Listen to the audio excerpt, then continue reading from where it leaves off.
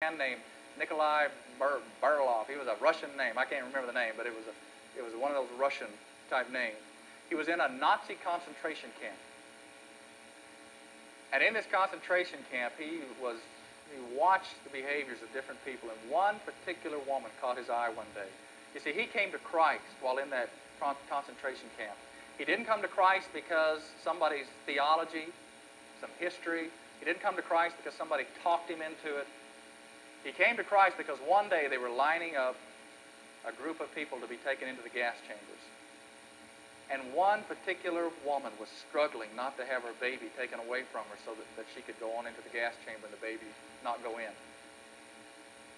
In the midst of all this, a woman whom he knew to be a Christian, an outspoken Christian, ran up knowing that the guards only cared about numbers and put herself in the place of that mother so the mother could be reunited with the child and go back with the rest of the camp. He said that one act by that woman demonstrated to him a God he didn't know. And because of that one act, he came to Christ that day.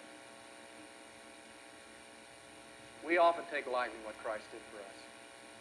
We don't recognize the magnitude of God becoming like a bondservant, being spit upon, being beaten by those who he created, and being stretched out and painfully tortured and crucified. And we take it with such an apathetic attitude. But we should wake up every morning trying to discover a new way of serving God in a deeper manner as we recognize what he did for us. Let me finish by sharing with you about a little girl I heard about that got hit by a bus.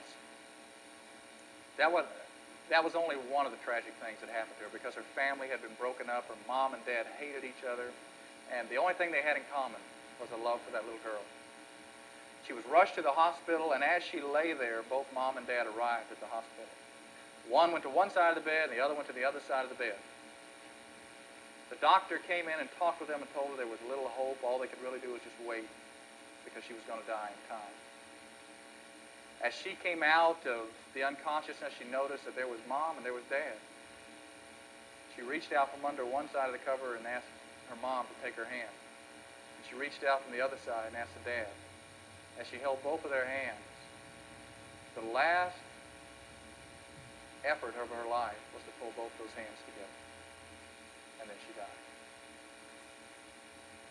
When you look at the cross, you see that the last act of Christ before he said it is finished was to draw the hand of God to the hand of each one of us.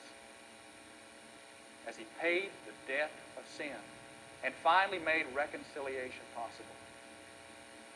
And we have to decide whether we are going to grab onto God or pull back into futility, to this worthless, meaningless, going nowhere life, or whether we're going to let God take total control and to bring his abundance into our experience.